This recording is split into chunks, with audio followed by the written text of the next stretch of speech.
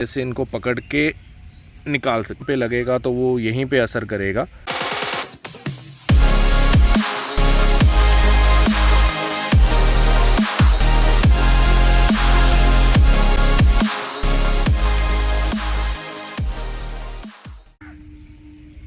स्वागत है जी आपका कन्हाल एग्रो फार्म्स में। आज की जो वीडियो है उसमें मैं जो ये पेस्ट होते हैं जो हमारी नई शूट्स या नई ब्रांचेस को खाते हैं उनके बारे में हम बात करेंगे। तो एक तो ये हमने पकड़ ही लिया आज। तो ये स्नेल या घोंगा होता है जो ये तकरीबन जो कोई भी पेस्ट है ड्रैगन में पुरानी जो मैच्योर ब्रांच होती है उसको कोई भी नहीं खाता। जो ताज़ी कच्ची शूट होती है ना सिर्फ उसको खाएंगे। जैसे ये आप सामने देख सकते हैं ये वेरीगेटेड वाली वैरायटी है और ये एस्मेराल्डा वैरायटी है जो ग्रीन स्किन और वाइट फ्लैश रहती है। ये ग्राफ्टेड प्लांट है और इसमें लगी थी जो एक कैटरपिलर होता है, सुंडी होती है जो, वो इसको खा रही थी और इसको ये लगा हुआ था स्नेल। तो इसको अगर तो आपके पास बहुत कम प्लांट्स हैं फिर तो आप ऐसे इनको पकड़ के निकाल सकते हैं। लेकिन अगर आपने पूरी प्लांटेशन की है, पूरा खेत लगाया, बहुत ज़्यादा हज़ारों की संख्या में पौधे हैं और आपसे कंट्रोल नहीं हो रहे और अगर आप अभी कंट्रोल कर रहे हैं अगले दिन फिर आ जाते हैं, तो इसमें 3-4 जो चीज़ें हैं और वो आप कर सकते हैं। ये इसका मैं इसलिए बना रहा हूँ क्योंकि जो पुराने ऑर्चर्ड्स होते हैं उसमें ज़्यादा दिक्कत नहीं रहती क्योंकि उसकी जो मेन कनोपी होती है वहाँ तक ये नहीं पहुँच पाते। तो ये नॉर्मली पुराने जो ऑर्चर्ड्स होते हैं जैसे आप ये देख सकते हैं ये नीचे वाली ग्रोथ को ही खाते हैं और वैसे भी हमने वो प्रूनिंग करनी होती है, उसका हमारे लिए कोई काम नहीं होता, तो हमें ज़्यादा इसकी दिक्कत नहीं आती। लेकिन जो नए ऑर्चर्ड हैं, जैसे मान के चलो ये पौधा किसी ने खेत में लगाया खंबे के साथ और वो बेफिक्र होके लगाया हुआ है, उसने ध्यान नहीं दिया और लेकिन ऊपर बढ़ने की बजाय ये सारा ख़राब हो जाएगा और इसमें जैसे अभी बारिश आ गई तो फंगस भी लग सकती है। तो नॉर्मली क्या है कि इसको जो कंट्रोल करना है उसके 3-4 मेथड हैं, ऑर्गेनिक में भी है, इनऑर्गेनिक में भी है। अगर आपने ऑर्गेनिक में प्योरली ऑर्गेनिक में जाना है तो आप सबसे पहले तो जैसे नीम ऑयल होता है उसका छिड़काव करें। नीम ऑयल का छिड़काव करते रहें लगातार। नीम ऑयल देखिए एक प्रिवेंटिव है स्प्रे, मतलब वो ट्रीटमेंट के लिए नहीं है। अगर नीम ऑयल का आप लगातार इस्तेमाल करते रहेंगे तो ऐसी बीमारियां आएंगी ही नहीं। लेकिन अगर आ गई तो आपको बहुत ज़्यादा स्प्रे करना पड़ेगा। नॉर्मली अगर आपके पास कोई बीमारी नहीं है तो आप हर हफ्ते या हर 15-20 दिन बाद नीम ऑयल का स्प्रे करते रहेंगे तो उससे पेस्ट बहुत कम आएंगे। और अगर एक बार ये पेस्ट आ गए तो आपको लगातार कम से कम डेली स्प्रे करना पड़ेगा नीम ऑयल का और कम से कम हफ्ता 10 दिन करना पड़ेगा जब तक ये पेस्ट जाते नहीं, भागते नहीं। और ये तो था ऑर्गेनिक वाला। अब हम बात करेंगे इनऑर्गेनिक में। इनऑर्गेनिक में काफ़ी मेडिसिन आती हैं। जैसे सबसे पहले तो अमीडा क्लोरोपिड होती है, तो अमीडा वाली हम डाल सकते हैं। वो 0.5 ml पर लीटर के हिसाब से डलेगी, वो स्प्रे होगा। और दूसरा एक फिप्रोनिल आता है। फिप्रोनिल जो है वो है कॉन्टैक्ट बेस्ड, मतलब जहाँ पे कीड़ा होगा वहीं पे लगेगी, वहीं पे मार करेगा ज़्यादा।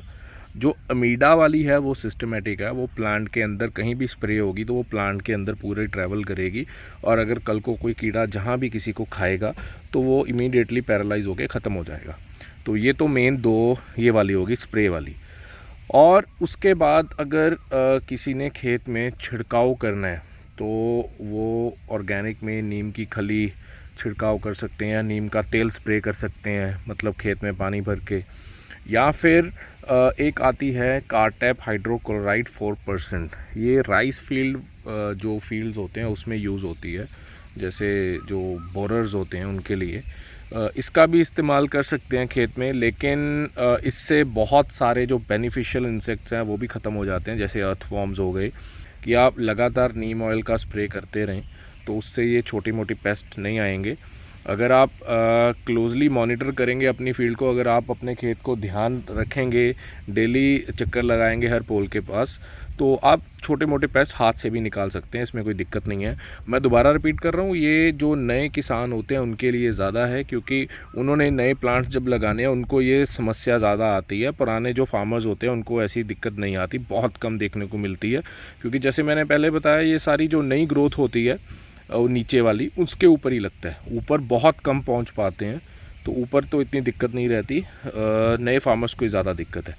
तो ये मैंने आपको 3-4 चीज़ें बता दी हैं, तो आप इसका इस्तेमाल करके इनके ऊपर कंट्रोल कर सकते हैं।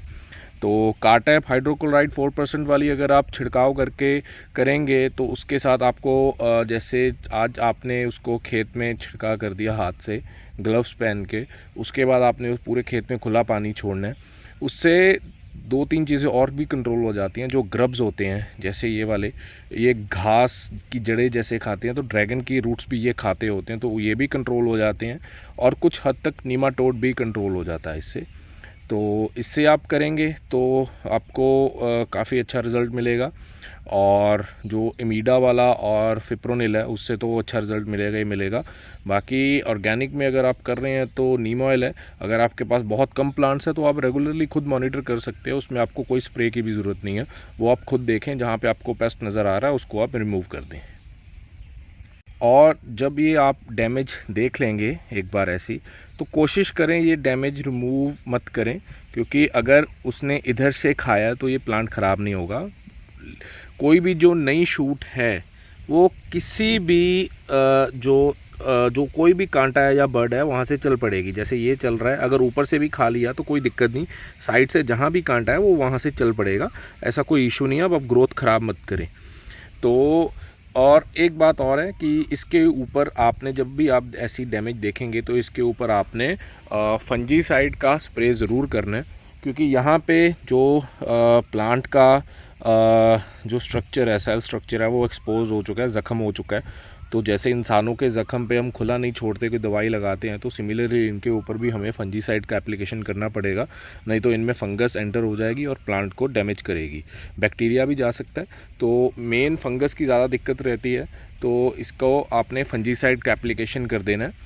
कोई भी कॉन्टैक्ट बेस्ड या सिस्टमेटिक बेस्ड दोनों कर सकते हैं। जैसे एक साफ फंजीसाइड है वो यूज़ कर सकते हैं, या कॉपर बेस्ड है, कॉपर ऑक्सीक्लोराइड वो यूज़ कर सकते हैं, या बोडो मिक्सचर है वो यूज़ कर सकते हैं।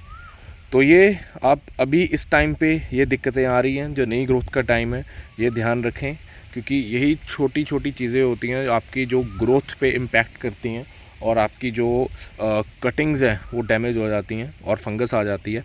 तो ये चीज़ों का ध्यान रखें, और ये जो प्रोडक्ट्स हैं ये आप यूज़ कर सकते हैं, इससे आपको काफ़ी रिलीफ मिलेगा।